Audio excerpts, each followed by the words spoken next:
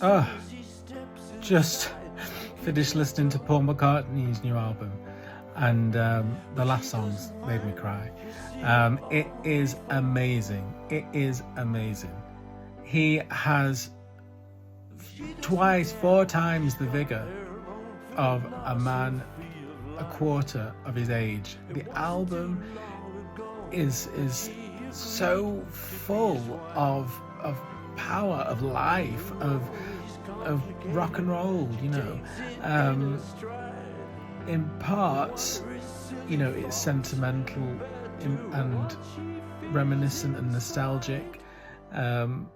I know it's almost been advertised as that, but there's so much more to it than that. It's more than a little trip down memory lane.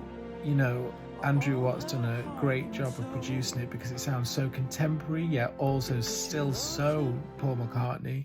In times, of course, it reminds you of the Beatles, Wings, and Paul McCartney's solo work.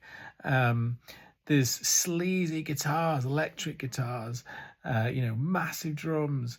One track, the drums are recorded on a 4-track and reduced, so the snare sounds like 60s snare drums.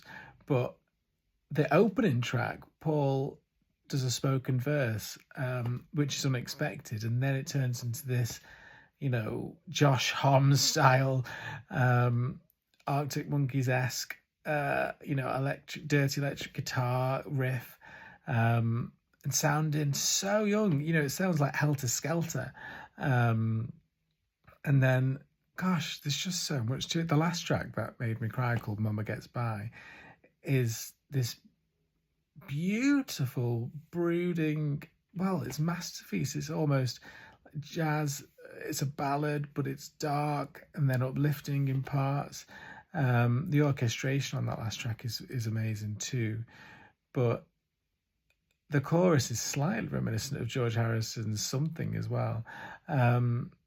But again, on a couple of the tracks, Paul McCartney uses that third-person narrative where he's telling a story about a woman and still does that phenomenally well. And it's also heartwarming and reminds you of all his best work. And this is his best work as well. It's incredible.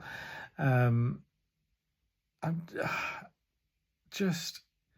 I wanted to like it, you know, but didn't know what to expect. And it's just brilliant. I mean, it stands up against any album released by any, you know, younger musician today, and is a lot better than most. I mean, it's brilliant.